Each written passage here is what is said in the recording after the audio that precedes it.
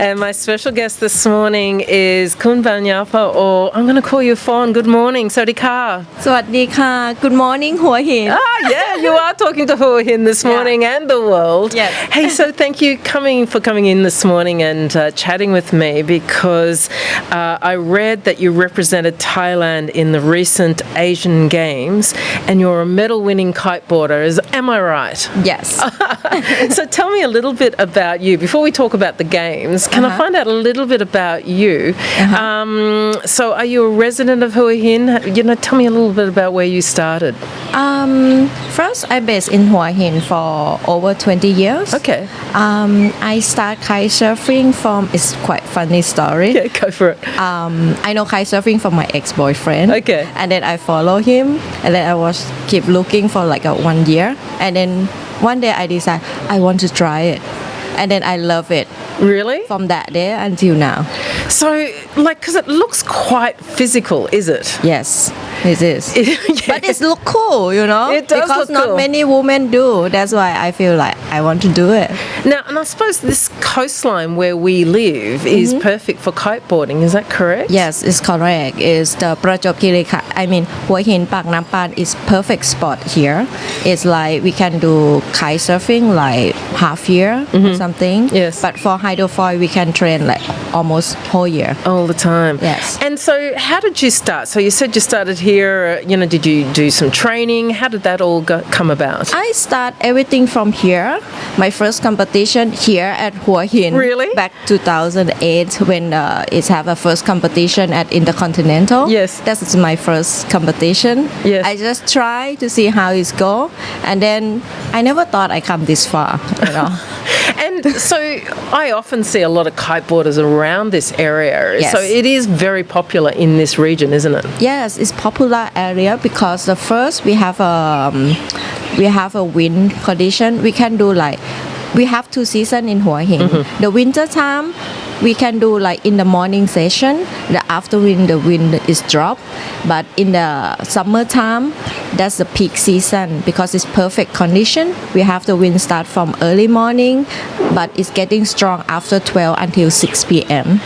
So it's very peak in the summertime. So you started when you were quite young, obviously. Yes. Yeah, because you don't look very old, I must say. Thank you. But can any age group do kite surfing? Any or kiteboarding? Yeah, even from the start, from little girl, maybe like 7-year-old or something, they can start kite surfing. Or like some of my friends is over 60-year-old, he still can do also. Yes, I think the children have no fear. Yes. The older you get, you have a little bit more fear and trepidation to it. Yeah. But have you had any issues with kiteboarding, physically, or is it a sport that is good for your all-over health and well-being?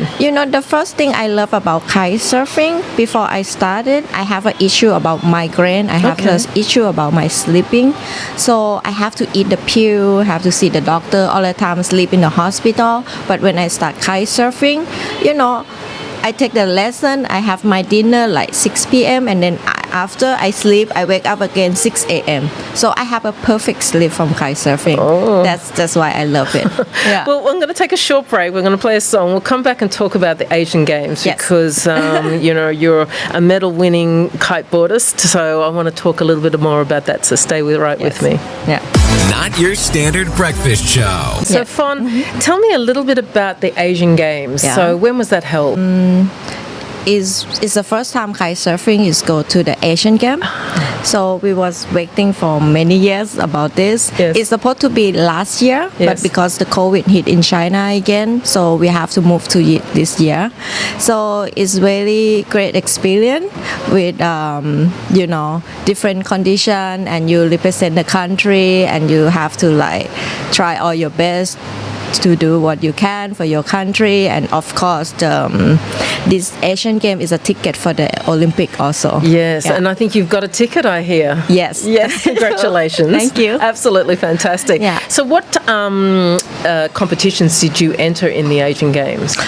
We do the Formula Kite. It's like a racing. Formula is about the speed, so you have to race, follow the course. It depends on the wind direction. It's like a run who go go to the finish line first is got the first place. Right, Yeah. okay. And tell me about, because you won a silver medal there as well, and you've Yeah. got another counterpart as well, Joseph, Yeah. who couldn't be with us here this morning. Yeah. He got a bronze medal in his event as well, which Yeah. is absolutely fantastic. Yeah, we work so hard for get it, because the main goal is we want to get the ticket for the Olympic.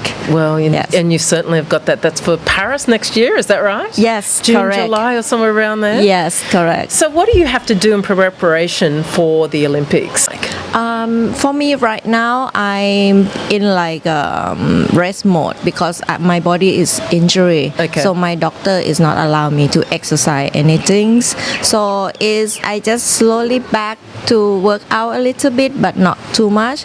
But of course, I have to keep training for my body because we have to off to China in 1 week again. Oh, okay. And Yeah. why are you doing that?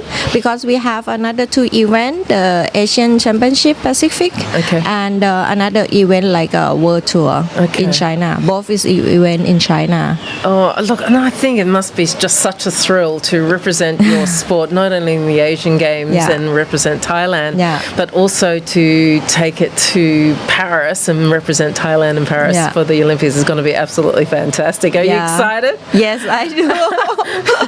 I think I for right now for the country is qualified. I'm the only one. Right. Yeah, for the female rider. Okay, we'll be watching you on telly, Yes. right? And what are the best countries around the world for kiteboarding? Right now, the best country for the rider or the country? Oh, yes, both. The best rider so far right now, the French is a good rider. Okay. For the females, they're very strong with everything, And of course, France is a huge country. They have with every condition. Yes. Sometimes Thailand we don't have like super strong wind. Like we cannot train like the wind is strong over 30 knot. Wave is huger than winter here or something. So I think the France is one of the country is very challenged. That surprises me. I would have thought you might have said, USA or Yes. Australia Yeah. or those sorts Yeah. of countries Yeah. where there's a lot of coastline. Yes. Okay. So for us, we have a lot of chance to go training and compete in France. Okay. And we've been chatting earlier around the games, which Yeah. congratulations on your medal and winning, getting Yeah. a medal in your event. That's absolutely fantastic. Thank you. But let's talk a little bit more about Huahin and kiteboarding in Huahin. It is a sport that a lot of people are getting right into, isn't it? Yes, it is. I have like international friends to come to training here in the season in Huahin, like winter time and summer time, because for Murakai we need like a partner to training together. Yes. So it was nice that have all the friends come to train with me. So I have like Taiwan, Hong Kong, Japan, Korean, China, and some like European friends come to train with me time to time.